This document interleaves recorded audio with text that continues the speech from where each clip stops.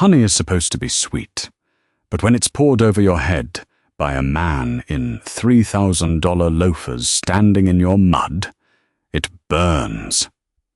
Richard thought he was putting a dirty, stubborn farm girl in her place. He didn't know he had just declared war on the billionaire holding his mortgage.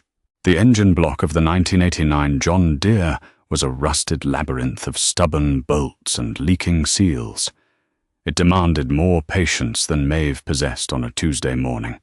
She wiped a grease-stained hand across her forehead, leaving a dark smear right above her eyebrow. She loved the smell of diesel. It smelled like work. It smelled real. Maeve Croft, CEO and majority shareholder of Croft Agri Holdings, was currently completely unrecognizable. To the financial world, she was a ruthless titan who had spent the last decade buying up failing corporate farms and restructuring them into profitable, sustainable cooperatives.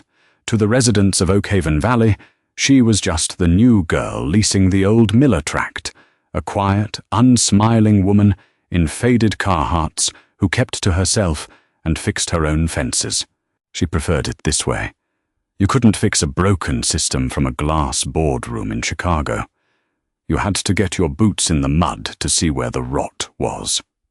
A crunch of gravel interrupted the low hum of the cicadas. Maeve didn't look up immediately. She applied torque to a socket wrench, feeling the satisfying pop of a seized bolt giving way. Only when a shadow fell over her toolbox did she finally slide out from under the tractor. A pristine silver Range Rover was parked next to her weathered barn. The man leaning against it looked like he had stepped out of a catalogue for gentlemen farmers. Richard Caldwell. He wore a crisp linen shirt rolled perfectly to the elbows, tailored khakis, and loafers that had never seen a cow pasture. Richard owned the sprawling estate bordering her southern fence line. He didn't grow food. He grew an experience. Caldwell Artisanal Honey was a boutique operation, selling tiny jars of clover honey for $30 apiece to organic markets in the city. He was also a man who believed the world owed him its undivided compliance. "Morning, neighbor," Richard said. His voice was smooth, carrying that specific cadence of a man used to talking down to people. Maeve stood, wiping her hands on an old shop towel. "Caldwell, what do you want? I'm losing daylight." Richard's smile tightened. He hated that she didn't defer to him. He hated that she didn't look at his car with envy. "I wanted to talk about the clover fields on your southern ridge. My bees rely on that acreage for foraging. I noticed you've started tilling it." "It's my land," Maeve said flatly. "I'm planting alfalfa." "Alfalfa doesn't yield the nectar profile my bees need for the autumn harvest." Richard took a step closer, looking at her oil-stained jeans with visible distaste. "I need you to leave it as clover." Maeve tossed the rag onto the tractor tire. "Your business model isn't my problem. Keep your bees on your own property." "Let's be reasonable," Richard said, reaching into his pocket and pulling out a slim leather money clip. "I know things must be tight for you. Leasing this dump, trying to run it by yourself. I'll write you a check for $3,000 right now to leave the clover alone. Consider it a subsidy." Maeve looked at the money. $3,000. She made that in interest every 4 seconds. "Put your wallet away, Richard," she said, her voice dropping a register. "The tractor needs fixing, and the alfalfa gets planted tomorrow. Have a good day." She turned her back on him and slid back under the deer. Silence hung in the heavy summer air, broken only by the sharp, metallic clink of her wrench. She couldn't see him, but she could feel the heat of his offended ego. Men like Richard Caldwell didn't handle rejection well, especially from women they considered beneath them. "You're making a mistake," Richard's voice snapped, the polite veneer entirely stripped away. "I basically run this valley. The local co-op listens to me. The distributors listen to me. You play ball with me, or you'll find out how hard it is to survive out here." I'll take my chances, Maeve replied from the dirt. She heard the aggressive crunch of his loafers pivoting on the gravel, followed by the slamming of the heavy SUV door. The Range Rover's engine roared to life, tires spinning out and kicking a spray of loose rocks against the side of her barn as he sped away. Maeve slid out, staring at the dust cloud trailing down the county road. She pulled a burner phone from her chest pocket. She tapped a single contact. "David," she said, when her VP of Acquisitions answered. "Morning, boss. How's the undercover dirt farming going?" "Pull the financials on Caldwell Artisanal Honey," Maeve ordered. "Look at his supply chains, his creditors, his distribution contracts. Find out who holds his paper." "He piss you off?" David asked. "He's a nuisance," Maeve said, looking back at the mud. "Let's see how fragile his little empire really is." 2 weeks later, the summer heat broke into a humid, suffocating Thursday. Maeve was at the Oak Haven Agricultural Co-op, backing her beat-up Ford F-150 up to the loading dock. She needed 2 tons of feed, and the old truck was groaning under the anticipation of the weight. The co-op was the beating heart of the valley.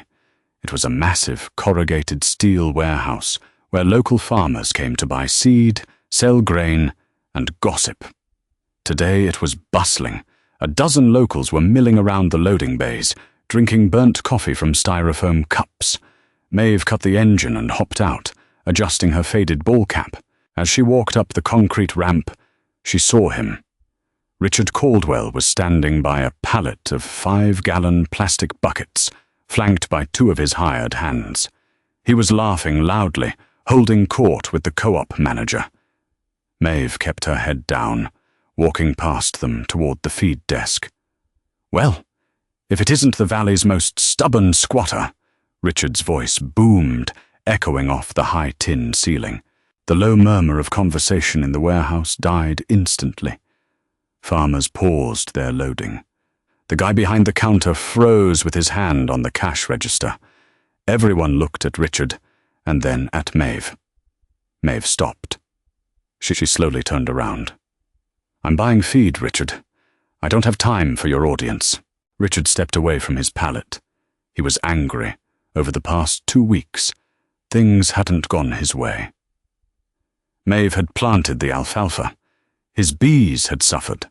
Worse, his primary distributor in the city had suddenly frozen his contract pending a corporate review. He was bleeding money, and he needed someone to blame. The dirty farm girl in front of him was the perfect target.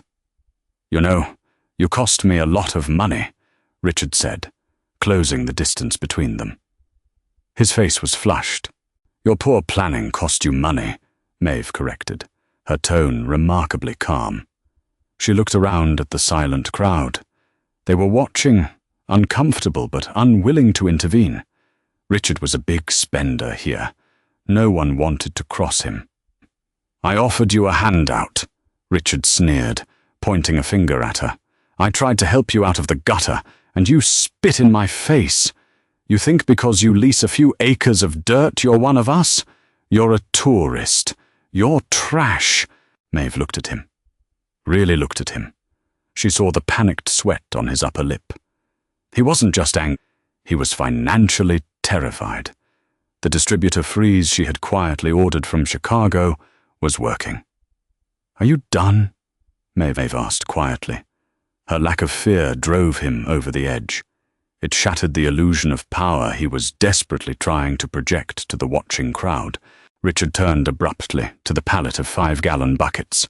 They were filled with raw, unfiltered honey that had crystallized and spoiled, destined for the feed trough. He grabbed the handle of the top bucket. He grunted, hefting the heavy, 50-pound plastic drum. Before anyone could process what he was doing, Richard swung the bucket toward Maeve and wrenched the lid off. A thick, golden-brown wave of heavy, sticky liquid crashed over her. The impact knocked Maeve back a step.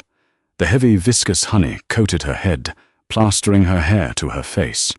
It poured down her neck, soaking into her flannel shirt, pooling heavy and cold against her collarbones. It ran down her jeans and dripped onto her work boots. A collective gasp echoed through the warehouse. Someone dropped a wrench. It clattered loudly against the concrete. Richard stood there, breathing heavily, the empty plastic bucket dangling from his hand. He looked momentarily shocked by his own actions, but his ego quickly rushed in to cover his regret. He let out a harsh, breathless laugh. "There," Richard said, his voice trembling slightly with adrenaline. "Maybe that will sweeten your disposition. Stick to the dirt, sweetheart. It's where you belong." The silence in the co-op was absolute. No one moved. The air smelled overwhelmingly of fermented sugar and floral rot. Maeve stood frozen. The sheer weight of the honey made it hard to move her head. It was in her eyelashes. It stung her eyes. It dripped slowly from her chin, hitting the concrete dock with wet, heavy splats. Drip, drip, drip. She didn't scream. She didn't cry. She didn't run away in humiliation like he wanted. Slowly, methodically, Maeve reached up. She wiped a thick glob of honey away from her right eye, clearing her vision. She looked at her hand, covered in the sticky mess, and then she looked at Richard. Her eyes were dead. Cold, black, and completely void of emotion. It wasn't the look of a victim. It was the look of an executioner. "You just made the worst mistake of your life," she whispered. Her voice wasn't loud, but it cut through the silence like a scalpel. She turned around, the honey squelching heavily in her boots. She didn't look at the staring farmers. She walked back down the ramp, leaving a sticky, golden trail behind her. She opened the door of her F-150, not caring about the upholstery, and climbed in. She slammed the door, rolled up the window, and started the engine. Before she put it in drive, she grabbed her burner phone from the passenger seat, ignoring the honey that smeared across the screen. She dialed Chicago. "David," she said, her voice dropping to a terrifying absolute zero. "Boss? What's going on? I can hardly hear you." "Caldwell," Maeve said, staring through the windshield at Richard, who was still standing on the dock, watching her truck. "I want him."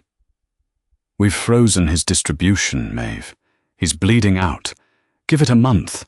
"No," Maeve said, wiping her face with a heavy, saturated sleeve. "I don't want him bleeding. I want him dead. I want the mortgage on his land. I want the debt on his equipment. I want the trademarks to his brand. Buy it all. Today." "Maeve, hostile takeovers take weeks to clear compliance. I am Croft Agri Holdings," she snapped, the anger finally cracking through her voice. "I own the bank that holds his paper. Call the board. Authorize the premium. By sunset, I want to own the ground he walks on." She threw the truck into gear and drove away from the co-op, leaving Richard Caldwell standing in his pristine loafers, totally unaware that the timer on his life had just hit zero. Richard poured 2 fingers of aged bourbon into a heavy crystal tumbler. The ice cracked sharply, echoing in the cavernous empty study of his sprawling farmhouse. Outside, the evening insects hummed their familiar chorus. He took a slow sip, letting the liquor burn down his throat. He felt good. He felt like a king who had just crushed a minor rebellion. The incident at the co-op had been messy, perhaps a bit undignified, but entirely necessary. The locals needed to remember who wrote the checks that kept the town afloat. That stubborn girl with her rusted tractor had publicly defied him. Now she was a sticky, humiliated joke. Tomorrow, he would call the distributor in the city, smooth over whatever administrative hiccup had frozen his accounts, and get back to business. He went to sleep that night on 800 thread count sheets, completely oblivious to the financial artillery shell falling through the dark sky, aimed directly at his roof. The strike hit at 6:15 a.m. Richard woke to the aggressive, guttural roar of heavy diesel engines, not tractors, trucks, deep-throated industrial tow trucks. He threw off the sheets, dragged a silk robe over his shoulders, and hurried to the second-story window. 2 massive flatbeds were parked on his pristine gravel driveway. Men in high-visibility vests were hooking thick steel chains to the front axles of his 3 commercial honey extractors and the custom-built bottling line equipment he kept in the lower barn.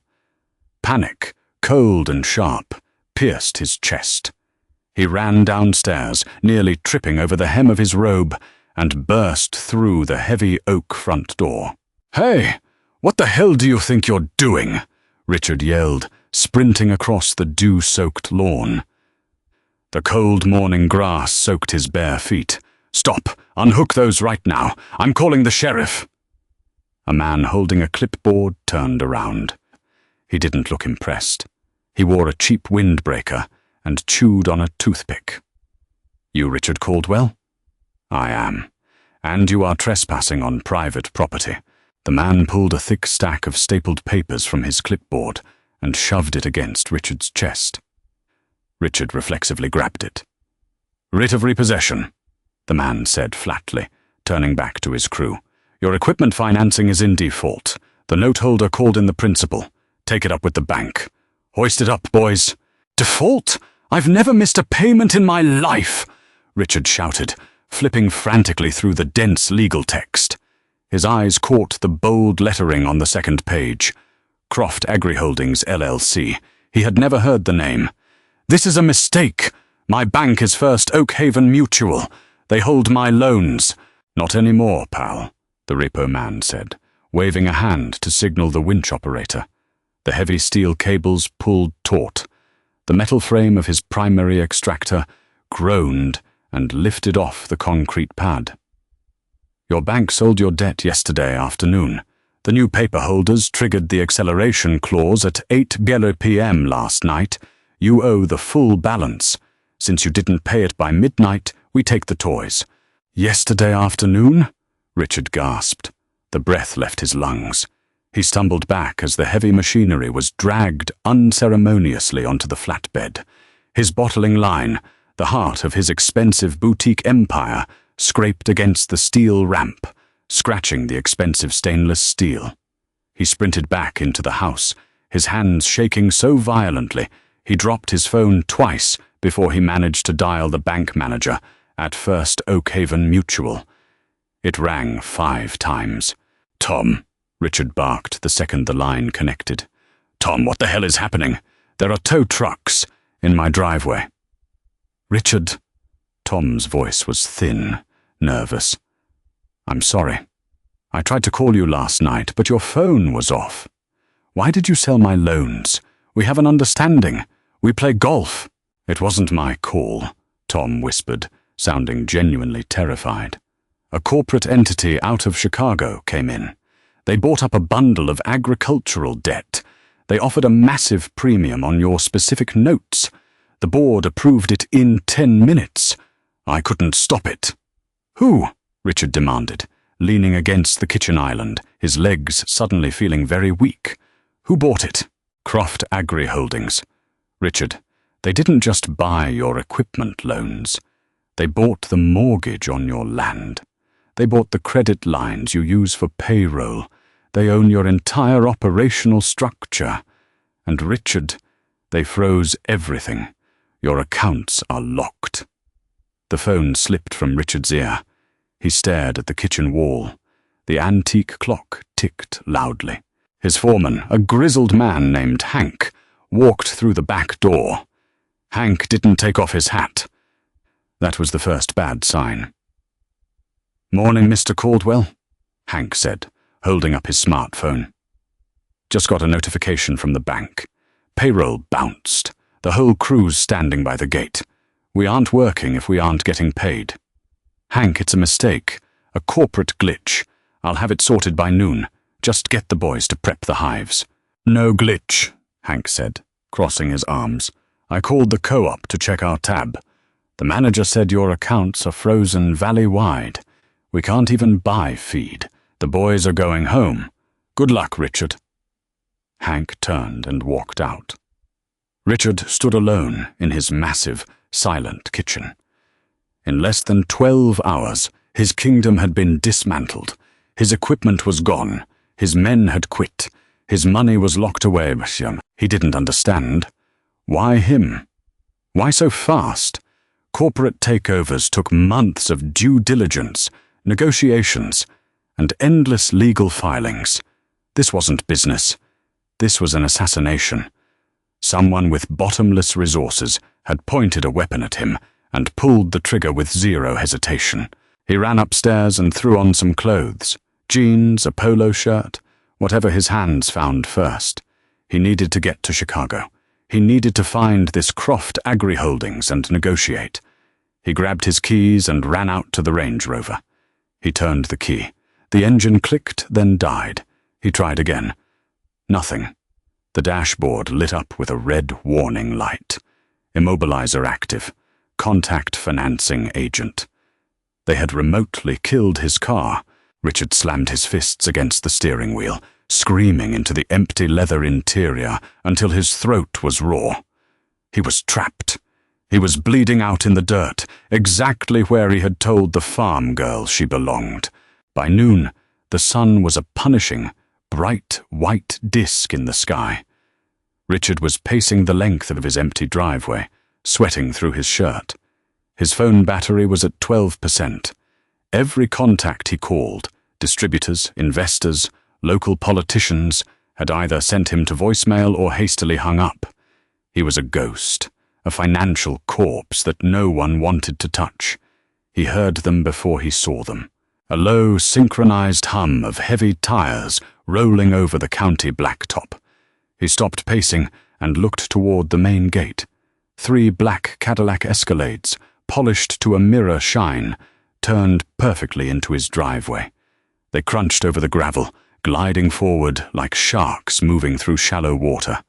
They parked in a neat, staggered formation right in front of his house. The doors opened simultaneously. 5 men and women in immaculate, dark, tailored suits stepped out. They carried leather briefcases. They moved with the cold, coordinated efficiency of corporate executioners. Richard swallowed hard. He wiped his sweaty palms on his jeans. This was it. Croft Agri Holdings had arrived to pick the meat off his bones. He forced his shoulders back, trying to summon the arrogance that had defined his entire life. He was Richard Caldwell. He built this brand. He would not beg.